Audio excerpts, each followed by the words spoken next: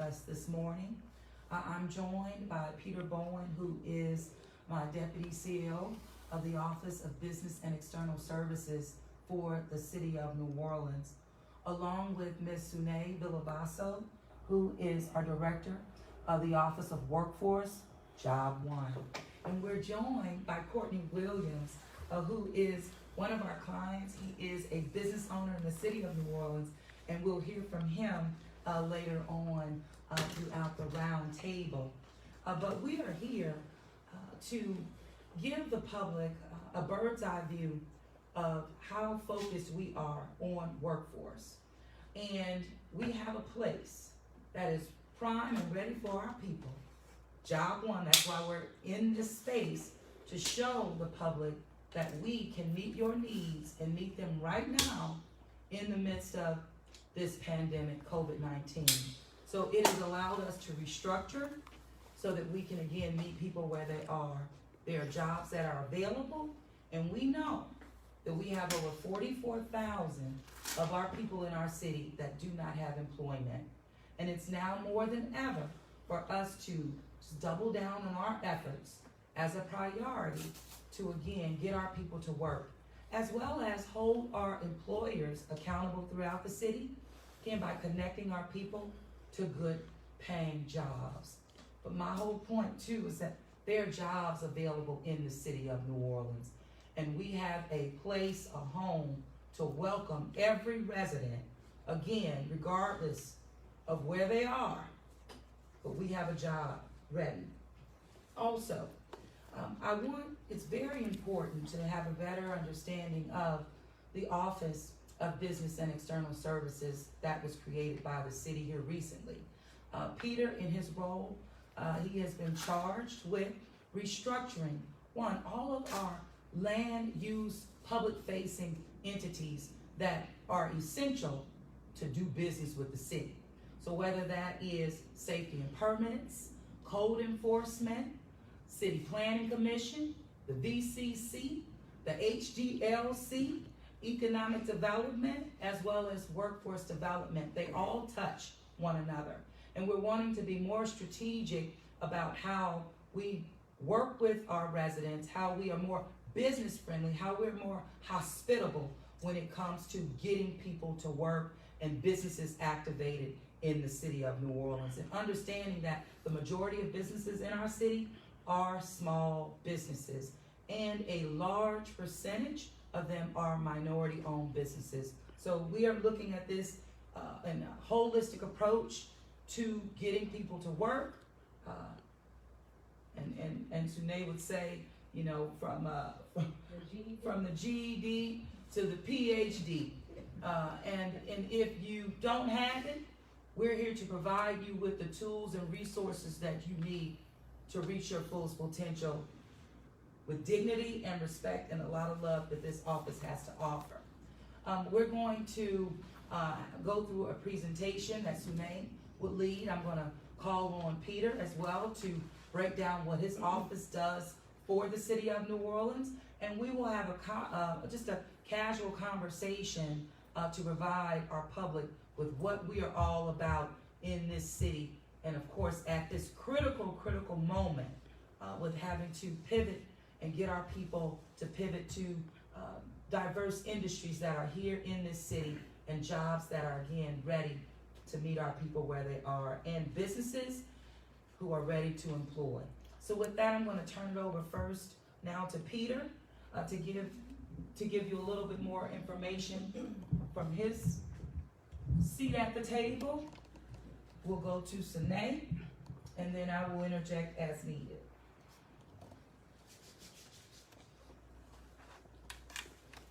Thank you, Madam Mayor, and it was a wonderful breakdown of the tremendous work that JobOne is capable of doing.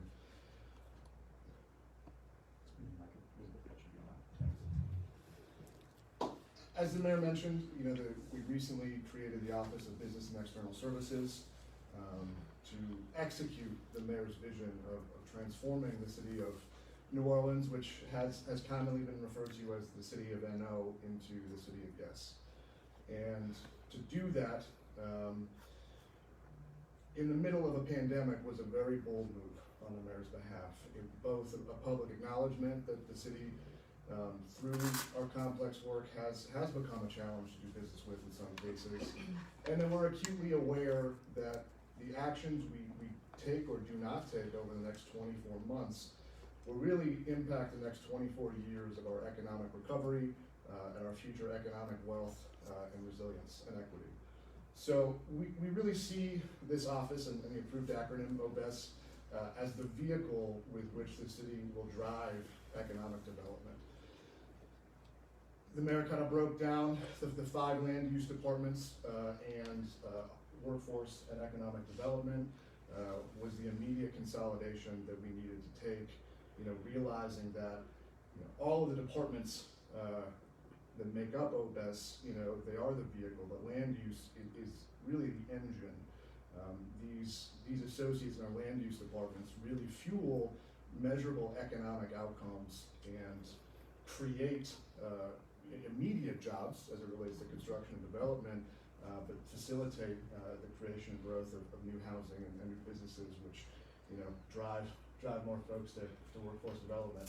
So we have a long road ahead of us. A number of other customer-facing and revenue-generating services will be consolidated into this new department, but we're making great strides to achieve the mayor's vision. So immediately breaking down those silos across those 7 departments, driving that collaboration between those the 7 directors, where it's been really incredible to enhance the relationship between the Office of Workforce Development and the city. It's given us a huge opportunity to really identify where all of those agencies overlap and can facilitate and support each other, and especially as it relates to idea sharing, collaborating on opportunities and best practices. We've seen some really tremendous success there. The mayor has always been committed to enhancing the quality of life of all of our residents, but especially as it relates to our marginalized populations, we need to provide equitable and consistent access to quality city services. And we've been focused on reorienting the entire Office of Business and External Services to be customer-centric, a term that probably isn't commonly used in the public sector. My background is primarily in hospitality, and so we're moving towards a style of doing business that is in line with that. We've been really prioritizing creating a really strategic and wide-reaching communication strategy. So we're grateful that you're all here with us today. You'll hear more from Sune, but the mayor stated we have jobs. There are jobs available today, and our office is dedicated to reopening our economy safely and creating new jobs. And through the Office of Workforce Development, we have the tools and resources to upskill, to train, and to connect those dislocated workers with higher paying quality jobs, which is the only way that our economy recovers in a more resilient way. I'm also very excited to share one of our first actions was to activate our library spaces. These cornerstones of our communities, when we talk about equitable and consistent access, it can be a pain driving down to City Hall.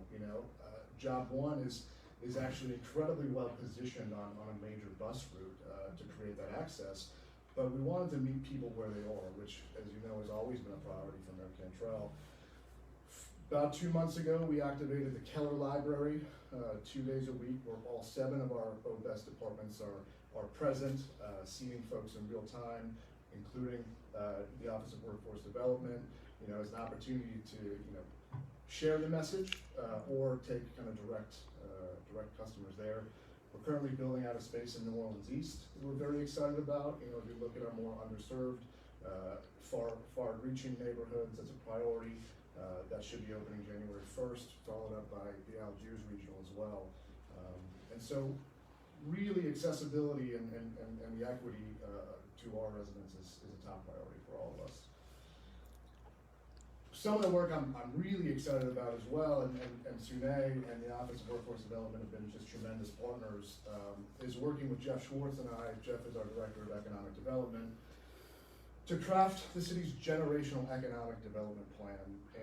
And that's a term that the mayor specifically said, this is what I want you to craft, and the term generational was very intentional.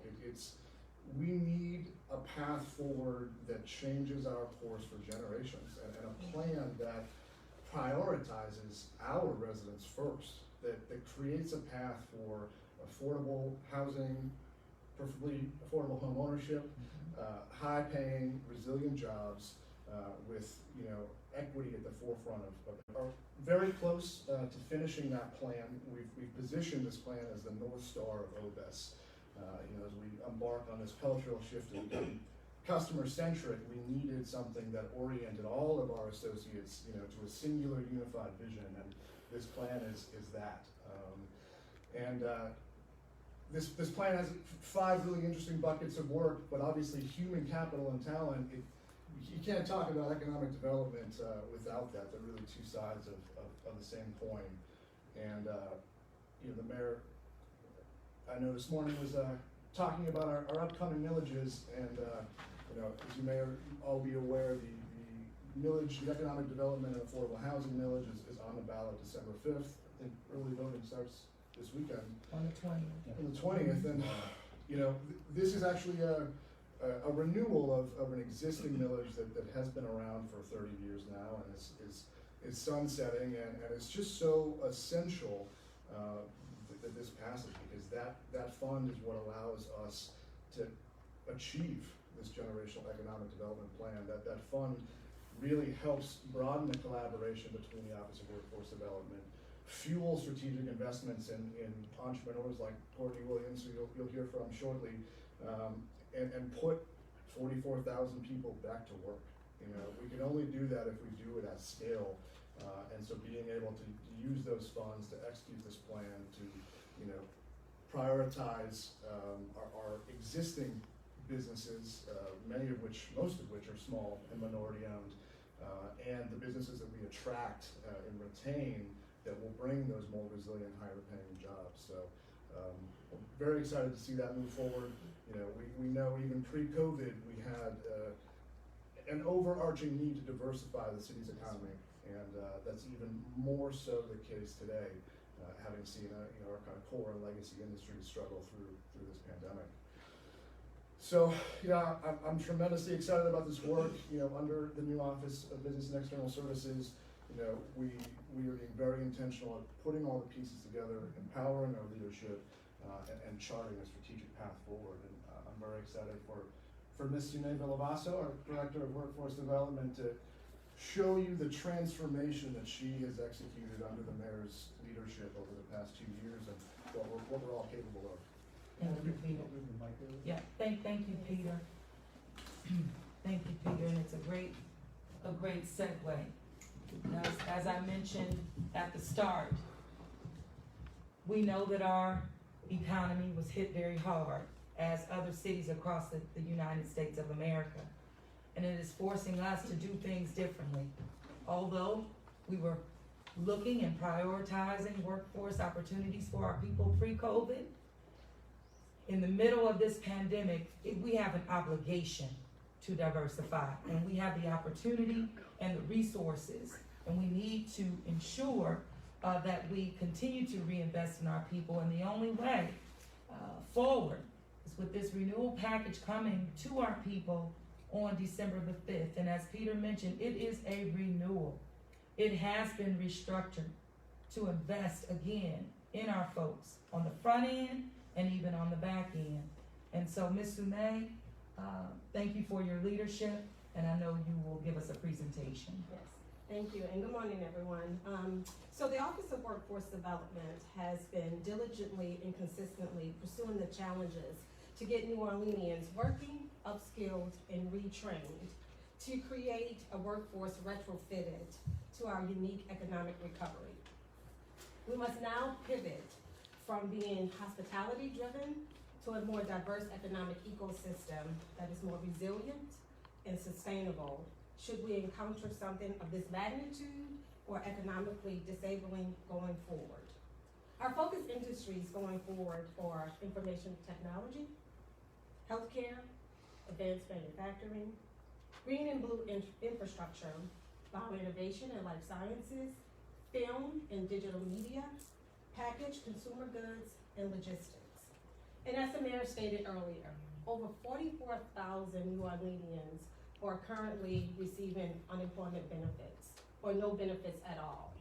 And so we have to do something that's well within our wheelhouse in order to assist them with connecting to jobs that are sustainable and resilient. Right now on the state level, as of November 7th, there are over 17,000 hospitality workers and over 12,000 people who work in retail who are still unemployed. We have a duty to respond to our residents with workforce programs that give them a chance to survive in these trying and desperate times and allow them to provide for their families. As a way to keep residents in New Orleans informed, we created a dashboard that highlights our funding streams, services, and resources available, employment opportunities, and skills employers are most interested. The dashboard we created at the behest of Mayor Cantrell will be located on the Hire NOLA website and will be updated weekly. That showcases new job postings, trainings available, etc. But I want to talk about something where everyone keeps talking about, because most of the jobs that are currently in our hire system, a lot of the people in New Orleans, they're saying they don't have the skill set for them. I don't think we have a skills gap problem as much as we have an opportunity problem. And our opportunities come in the form of financial barriers, implicit and explicit biases. So with that, we need to focus on those root causes before we can actually work on the skills gap problem. To address unemployment issues related to COVID, we gleaned early on some jobs were not going to return as robust as the workforce system would have preferred, especially in the hospitality industry. We started encouraging enrollment into high-wage, high-demand training programs, enrolling those anticipated going back to their former employers into our transitional jobs, and I'll speak more about the transitional money we have received from the state, and capitalizing on our employer partnerships to hire participants who had transferable skills. And so if it works right, if we're doing our jobs right on the JobOne, the programmatic side, and we're really cultivating those partnerships, anytime we refer someone to an employer partner, that person will be hired irrespective to what the skill sets are, because they know we're sending them a quality candidate. Unemployment assistance. So from the onset of COVID, we understood we had to be extremely fluid in our operations. And so we transferred the Career Center into a call center to help mitigate the digital divide that currently exists with most New Orleanians. And so what we did was we helped those citizens, or those residencies, with their initial UI claims, in addition to helping them with username and password resets. And so what we were doing was being laser focused on helping those who are vulnerable and marginalized. So the grant funds that we have received.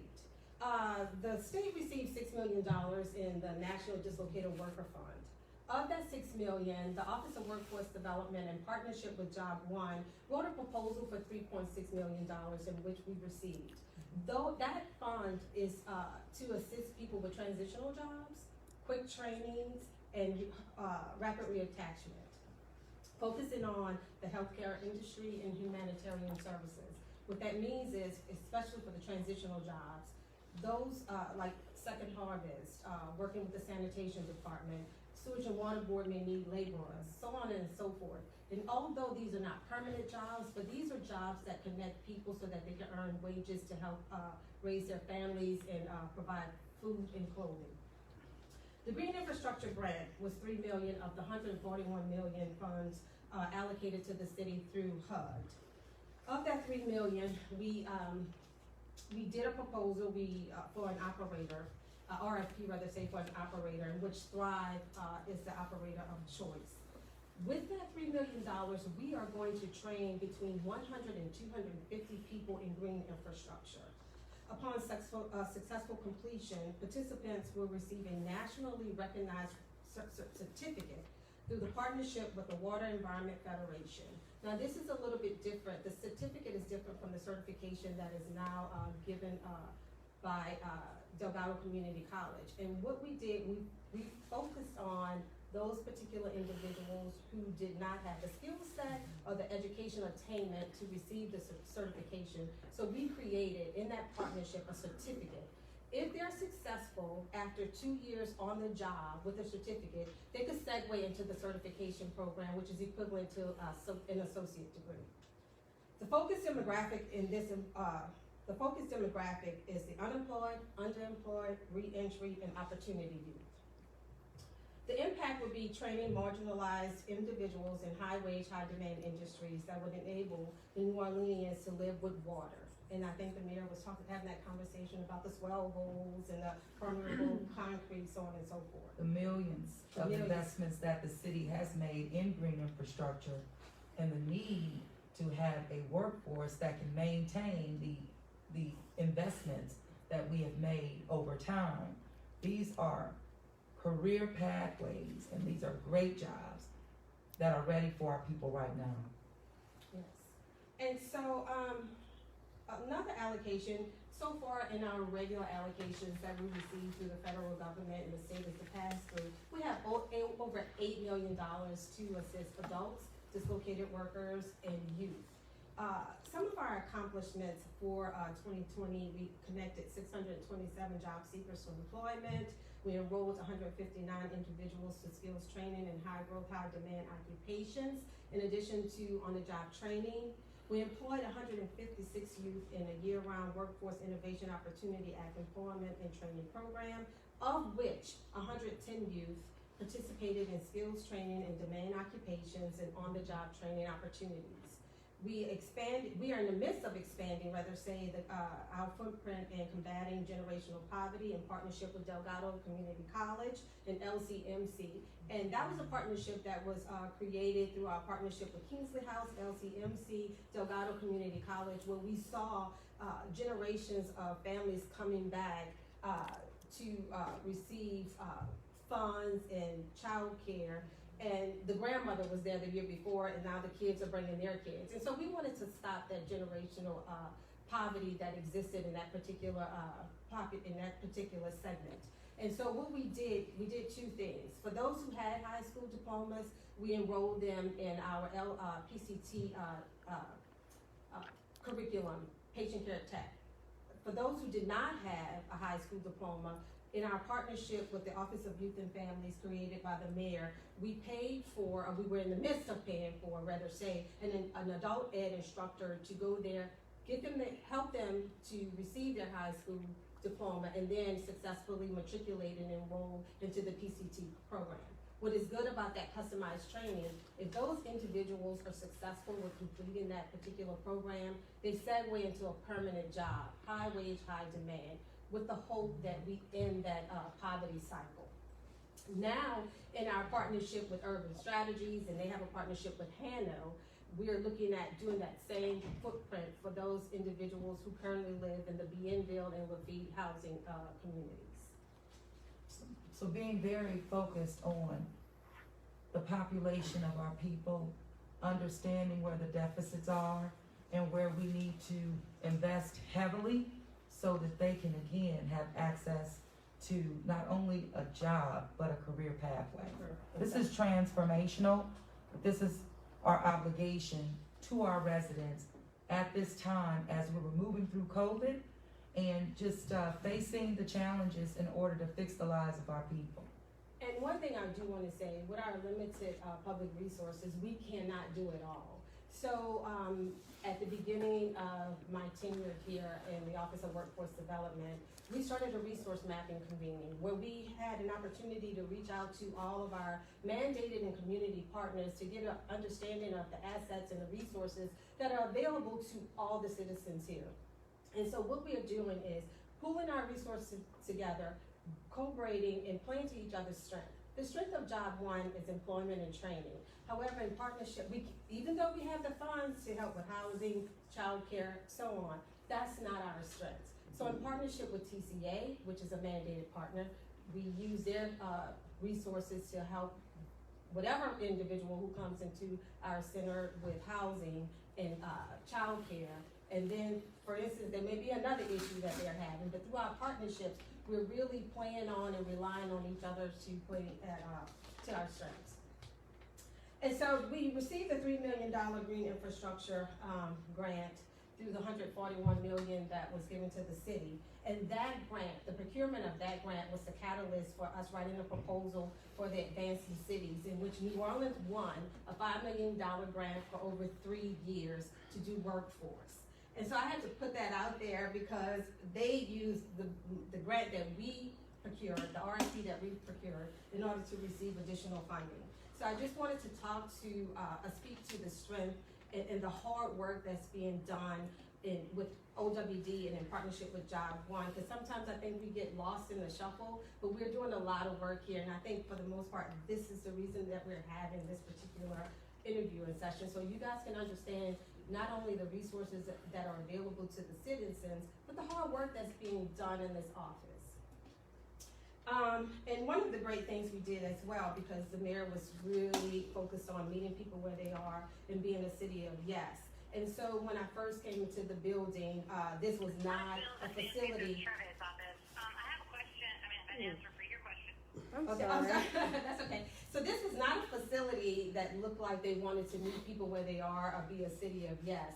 It came across more as a DMV.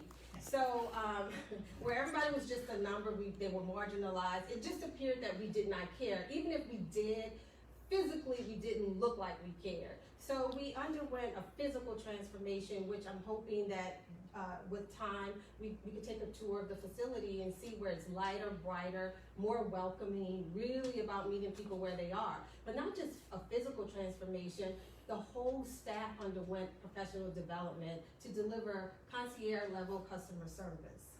And so that renovation and that transformation cost us $250,000 in order to make that happen. And so the black chairs that you're sitting on right now, these are new chairs. So we did all of that in tandem. We did the physical transformation, we did the implicit and explicit transformation. We did it all in tandem. Because time is of the essence, we wanted to get it done in the mayor's first term. That was our charge. And I'm hoping after you, because this is going to be your first time seeing the physical building as well, and I'm hoping we made you proud in the work that we have done. Also, I want to talk about the infrastructure, and so strategically, JobOne was focused on improving all aspects of infrastructure, the people, the processes, and the use of technology. And so with the people, the first thing that we wanted to do was focus on the communication. We defined and documented clear roles and responsibilities of each team member and program partner. What we wanted to do was establish clear lines of performance, visibility regarding the attainment of desired outputs. We established those expectations not only for ourselves, but also for the people who partners in this work. As far as the processes, we conducted a gap analysis and took on an analytical approach, thus enabling us to become more proactive as opposed to reactive. This approach also put us in the position to be problem solvers for barriers and having a more forward outlook on how we do business. We also force the operator, even though they're the operator and they're supposed to be a firewall between the operator and the consumer, my thing is we need to manage expectations. And so that's what we did. We forced them to up their game because Rescare did not have a good name in the city. And so instead of throwing the baby out with the bathwater, we met with them. We had to let them know what the vision and the mission was, and we held them accountable. So we made them step up their game as far as data sharing. And lastly, inspect what you inspect. I didn't understand how we were managing expectations and we were not meeting with the operator to get a feel for where they were. And so our WLA manager meets with the operator leadership team on a weekly basis. They discuss run rates, outcomes, etc. And so what we had to do when we came in, look at workforce from a business perspective, but also continuing with that social work perspective on the programmatic side. Also, on the use of technology, we had to upgrade our systems so that we can efficiently and effectively compete. Every computer in here was outdated. So if it was outdated, that means we couldn't keep up. And so during that physical transformation, we made sure that we upgraded our technology. And lastly, we began to leverage the unique skill set of our board members to enhance and maximize our opportunities.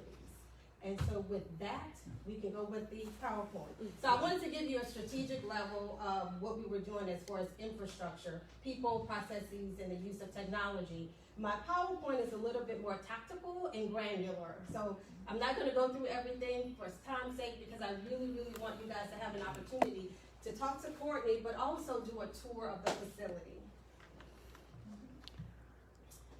So I always talk about two different JobOnes. There was the JobOne pre-Cantrell administration, and there's the JobOne now. So when I'm having these conversations with employers, job seekers, or employees, my first question is, what JobOne are you referring to? Excuse me, are you referring to the JobOne pre-Cantrell administration, or are you referring to the new JobOne? Because those are two totally different JobOnes. And so in 2018, State of the Department, implementation of department-wide transformation began with the assignment of new leadership following the inauguration of Mayor Cantrell. We identified three major contributors to the failure and dysfunction of the department: past performance matrix, perception of JobOne, and it was just basically a toxic work culture. Next slide, please. If you look at the past performance, we really didn't do well quantitatively. We didn't do bad quantitatively. However, if we were consistently managing expectations, we would have never had red in literacy and numeracy for opportunity youth, and we would never have red in media earnings because we would have been meeting with the programmatic team weekly to provide technical assistance and support. And so that was one of the major process changes that we made. Next slide, please. So when I talked about infrastructure, as you know, people, processes, and the use of technology all fall under the umbrella of infrastructure. However, I use infrastructure as the physical building in this particular slide, but we embedded it with the processes. So for infrastructure, we look at the daily operations, the location, complete renovation and repurposing of work and meeting spaces, and we improve all processes. Technology. We purchase new computers, we purchase software that allow JobOne to service participants remotely. And what we had to do going remotely due to the pandemic, we had to continue providing WLA services, and so therefore we had to think outside of the box. How can we continue providing those services without having people come to the center? So what we did, we purchased software like the Ring, the Door Ring, DocuSign, where they didn't have to come in, but they could still submit whatever paperwork they needed. We could still be in compliance so we could continue receiving our funding. So we had to think outside of the box and away from the traditional, in which I know Courtney would love because he did an on-the-job training with us.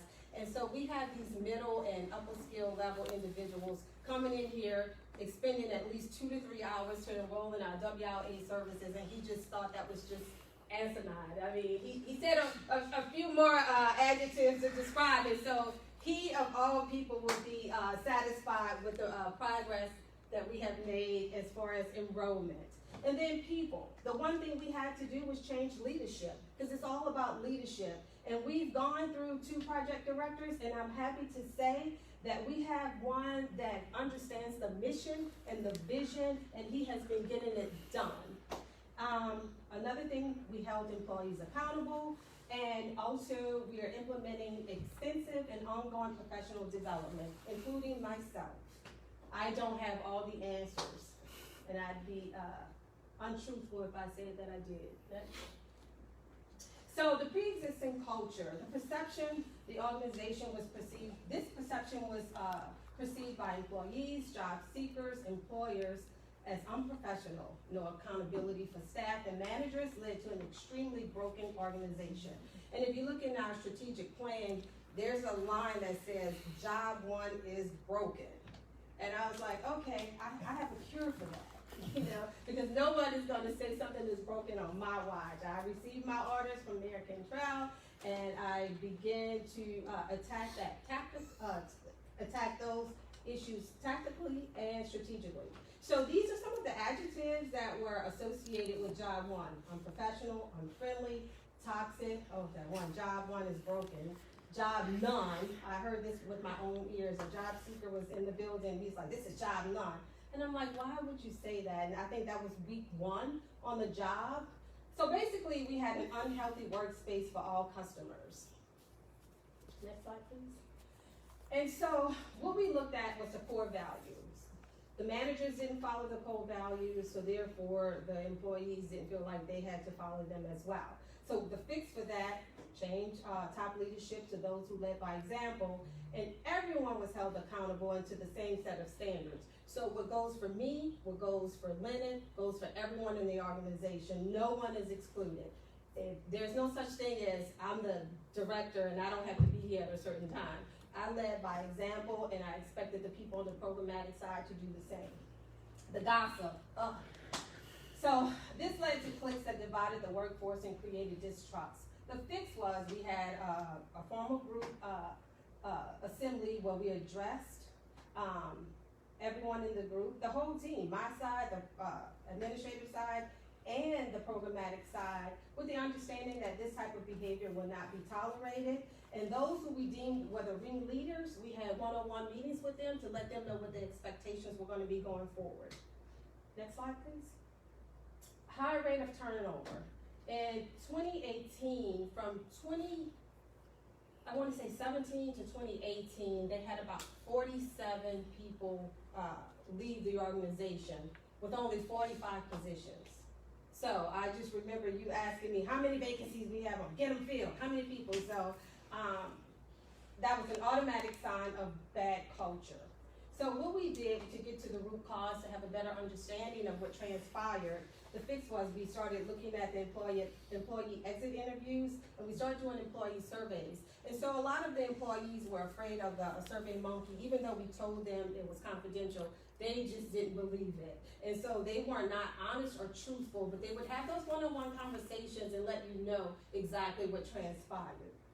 And so my pain point was hire for culture fit. Most of the people hired their friends, their relatives, and others who behaved and viewed work through the same lens. And I told them, it's okay to hire people smarter than you. Like, if you're the smartest one in the room, then you're in the wrong room. The most important thing was to hire people who shared the core values and the mission, but had a different lens and perspective for which they viewed this work. Next slide, please. And so here are some of, as a result of all that work, boots on the ground, we were ranked in the top tier in performance for the state of Louisiana for the first quarter of 2019. Subsequently, we made all 4-quarter performance in spite of the cyber attack and in spite of this COVID pandemic. We continue to push through. Another accomplishment was combating generational economic poverty in partnership with Kingsley House, LCMC, and Delgado Community College. As Peter mentioned earlier, we provided workforce services in the regional libraries. Now, we did this pre-cyber attack and pre-pandemic. What we did was, in order to meet people where they are, because we were getting all these people saying, I'm late, I couldn't get here on time for my appointment because I had to come from the east. So what we did was we looked at the data, we looked at the days and the times where they had the highest traffic, and therefore we put our workforce services in those particular locations. I think it was Wednesday from 10 to 2 at the New Orleans East Library, and on Tuesdays from 10 to 2 at the Algiers Library. So none of this was arbitrarily done. We used data to drive our decisions. Next, please. This was something new. We launched a talent integration internship program in partnership with SUNO and all city departments. We had some money left over from the summer, being that we couldn't place everyone in work experiences. So what we did with the money in partnership with SUNO, they have juniors and seniors who are about to graduate. So we provided them with a paid externship. Again, provided almost 1,400 new job seekers with employment and training services, hosted over 100 on-site employer recruiting events, enrolled over 300 individuals in skills training in high-growth, high-demand occupations, and we provided the employer service of on-the-job training. Next slide, please. Again, we talked about the youth, 660, enrolled 182 in our year-round WIA employment and training program, in which 118 participated in skilled training in high-demand, high-wage occupations. Next, please. The state has some recaptured money, and so they had 70 slots to partner with SLT across the state of Louisiana. Needless to say, no one took advantage of that, so our youth department filled all 70 slots in partnership with Urban League. Harnola. So Harnola is one of the departments under the workforce umbrella. And so before we took the helm, a lot of the complaints, a lot of the monitoring was complaint-based. We took a more proactive approach, and we're writing rules and regulations to make sure that we stay on top of it and not get to the media where the people are complaining about they're not receiving their high wages that that was put into the contracts. Next, please. And so we expanded the implementation of career pathways in high-wage, high-demand industries. Our first pilot program would be with Torch, and so one of the objectives for the Office of Workforce Development for 2020 was to scale small and minority businesses and then create the talent pipeline for those businesses. And so Courtney and I have been trying to pull this off since I started, right? And now with the help of Peter and Obes and Jeff Schwartz, who's the Director of Economic Development, I think now we're at that point where we can say we did it. And so without further ado, I would like to introduce you to my friend, Courtney Williams. Make sure he has the mic so everybody can hear. I'll slide a little bit closer. Good morning, everyone. First, I'd like to thank Mayor Cantrell, Peter, and Sine for supporting our ideas and for inviting me to participate in this event with you guys this morning. The entrepreneurial journey is always hard, but it's helpful when you have public and private partnerships that can assist in the process. So my name is Courtney Williams. I'm the CEO of Torch, stands for today's One Room Schoolhouse. We're an education technology company based here in New Orleans. We provide a professional development and coaching platform for teachers. We help teachers in their ongoing efforts to increase student outcomes. So that's business number one. I'm also the CEO of Upriver Solutions, which is a new upskilling and training organization that is focused on recruiting, training, and placing individuals from disadvantaged backgrounds in technology sales jobs. And so I think it would be interesting just to share with you how I got to this second company. So I've known Sine now for about 3 years, and we met several years ago when I was looking to hire new salespeople for my company. Technology company, we're small, we're about 20 people, and I wanted to hire about 4 new salespeople, and I was having a hard time finding sales talent in general, and I was having a particularly difficult time in finding diverse talent for my organization. I'm a person of color, I wanted to hire people of color, and I was having a very hard time. So in that process, I started thinking about other ways that we can solve that problem. I met Sine, I invited her to speak to a group of local entrepreneurs in the tech space. And she started sharing with us these programs that the city has to help organizations find people that may have the latent talent, but not necessarily the skill set to do certain jobs that we were not particularly aware of. I wasn't aware of those programs. So Sine talked to us about on-the-job training, she talked to us about customized training, and in that moment, it was sort of an interesting sort of like melding of sort of ideas.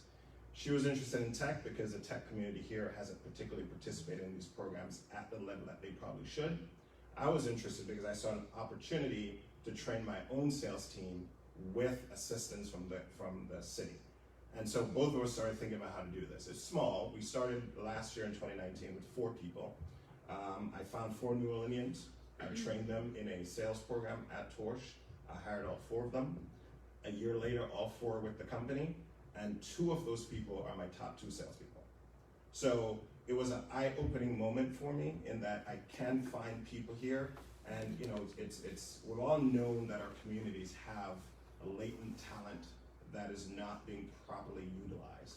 And so in forming this company, I want to go into the community, find that talent, and retrain them to do the tech jobs of the future. Everybody knows that tech is here to stay. If you think about the pandemic, one of the biggest industries that survived and drove the sort of like stock market benefits during the pandemic was tech. So for me, the opportunity is this.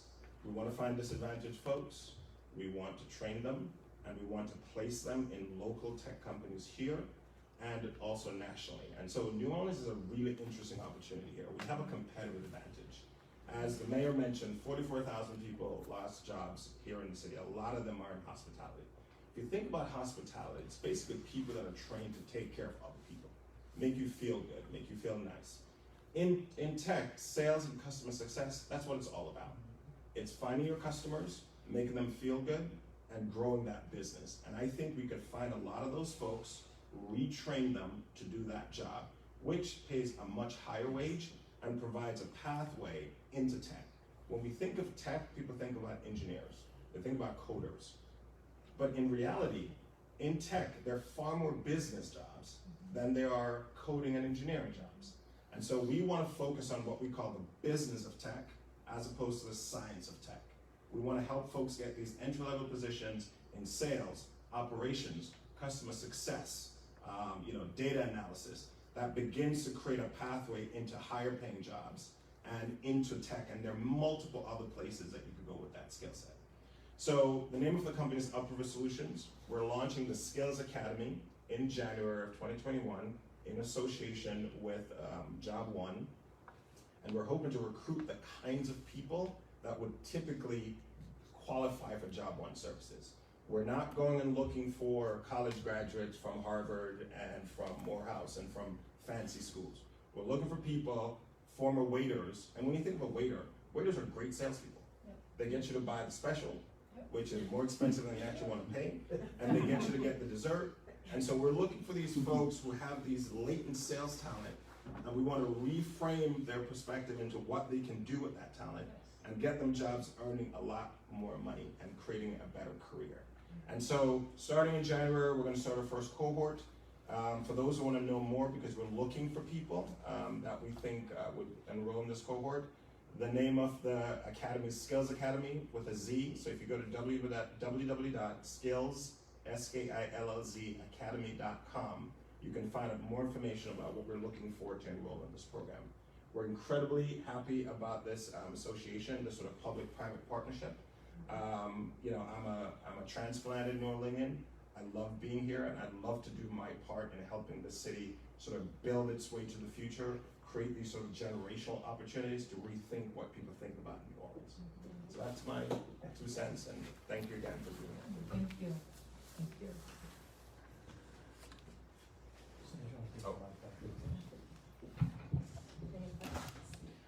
You want to keep going with the slides, or are we done?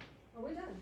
We're doing a tour. That was my So I know we just provided an overview, and that really was the intention this morning, to where we are thinking about jobs for the future. And this is not only an opportunity, it's an obligation that we have as a city government and ensuring that we diversify our economy, and we do that by getting our people to understand that while we were once driven by hospitality, there are other ways that you can turn those skills around into other pathways for more than a livable wage. This is career pathways. And it's so important for our people to understand that they can do it. So we have to just be honest about the gaps and educational gaps and lack of workforce opportunities that our people have been disconnected from. But this is the opportunity, and we have created the foundation to connect our people to workforce opportunities, training, and real jobs. And so I don't want people to be intimidated, and that's one of the reasons why we welcome you here. And you can see that it is a safe place, even as we're moving through COVID, but we're wanting to encourage our people to take advantage of the jobs that are available because they are here. And we had one example, we had a job fair 2 days ago for vacancies within our Juvenile Justice Intervention Center. Great jobs. They're vacancies. And we had about 30 people come. But we know that there are more people in our city who are qualified and that could absolutely fill those vacancies and to ensure that our juveniles, our young people that are in our care get the services that they need. So this is a holistic approach, very comprehensive, and when we say meeting people where they are, we really do mean that. So we'll turn it over, David, maybe Q&A. Yeah, one thing, because the mayor, Cindy, if you could bring the mic back closer to the mayor so that the audio is good for the TV stations. These are all on topic. Keith, did you have any questions? Just how fast, I mean, we're looking at, you were talking about numbers, kind of staggering, the 44,000 number. I mean, this is now versus generational. I guess you have to start somewhere. How quickly can you use what's happening here? How quickly can you put people, you know, and they're getting a paycheck? Absolutely, very quickly, because these are vacancies right now, and we have the Workforce Development Office, JobOne, equipped again. As soon as they walk through the door, walk them through that process, hold their hand even if necessary to connect them to that job. And Sune, this is your shop. Exactly. And you can speak to that. Yes, and so what we're trying to do, what we're realizing is because after the PUA funds were expended, we thought we were going to have a myriad of people, a trainload of people coming in needing reattachment to employment, resources, services, and that did not happen. And so we were trying to understand what the root cause was. You know, what was preventing people from coming in and taking advantage of all we had to offer? And so we realized the problem is information. The information is not getting out to them, and so this is part of the reason we're doing this. But we also say our tagline is information plus access equals opportunities. So we're providing them with the information. Once they get the information, they'll have the access, and then we're going to create the opportunities. And so as soon as somebody comes to our building, we triage them and we start rapidly reattaching them to either employment, if that's the avenue they want to go, or training. And if I could add to that, this was the impetus of creating the Office of Business and External Services. You know, putting the two sides of the coin strategically together, workforce and economic development, you know, as it relates to our land use departments, right now we're connecting and predicting the jobs that are being created by New Orleanians in real time, so that the Office of Workforce Development can be intentional about training and upskilling and connecting people to what's in the pipeline now. You know, the EDF millage renewal is going to allow us to, as I mentioned, that generational economic development plan, to be laser focused and intentional in attracting businesses to New Orleans by highlighting that we do have skilled workers with latent talents that can be repositioned at scale.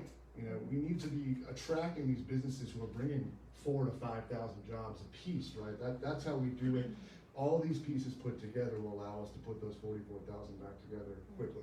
Right. And understanding that working with our small businesses, like Courtney, is really a reflection of, that is a real pipeline, and also being able to leverage our resources to build these small businesses' capacity as well, and be able to hold them accountable, and understanding that we have the talent in our city, and we can make those connections happen. And we need our people to take advantage of these opportunities, and now is the time. But we have to ensure that the resources are consistent. And the proposition that is on the ballot December 5th for economic development and housing provides over a 20-year span, an infusion of flexibility that can be able to work with Courtney, for example, and other small businesses so that they are able to scale up. Can I, just a quick follow-up. Obviously, with the recent spikes that we're seeing across the country, are you concerned at this point with where we are right now, while you're looking at going forward, that we may wind up having to go back? Well, I'm always concerned about that, as I've indicated, and our goal is not to regress, but to continue to make progress. The impacts to our economy are visible, and this is one of the reasons why we're having this discussion, because we know that the 44,000 plus people who are not employed, that we have to get them working, and in order to get them working is also to continue to make progress on the health front so that we can open our economy back up more fully. And so I'm still seeing real signs of progress in the city. I do not approach this panicking, because as you ease restrictions, you always have to account for an impact in the numbers associated with the easements. But we need to keep the balance so that we can keep our economy opening up and our kids in school. And so those will continue to be our priorities, and I have to urge, and encourage our residents to continue to be civically engaged and to trust us, because when they listen to us, they follow the guidelines that keeps our city safe and keeps our people from dying. Foxy? Just basic information for people who are interested.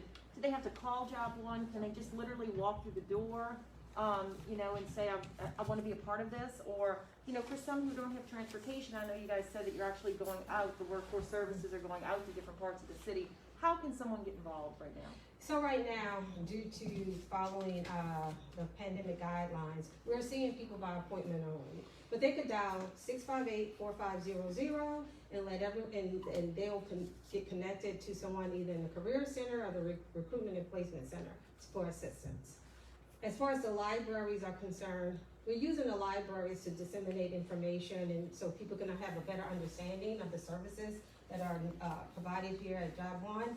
From there, we connect them to a counselor, and then we do the enrollment process. We do the triage and the enrollment process. Gianna? I'm good. You good? Any other follow-up questions? Anybody else?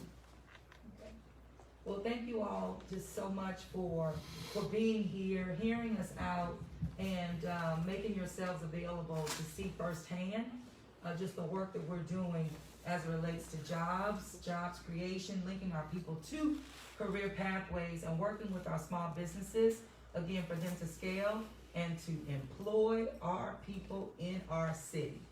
And Madam Mayor, Mr. Leonard is here to guide you on a quick tour of the Yes. second floor. If you want to take a little, and if the cameras want to come with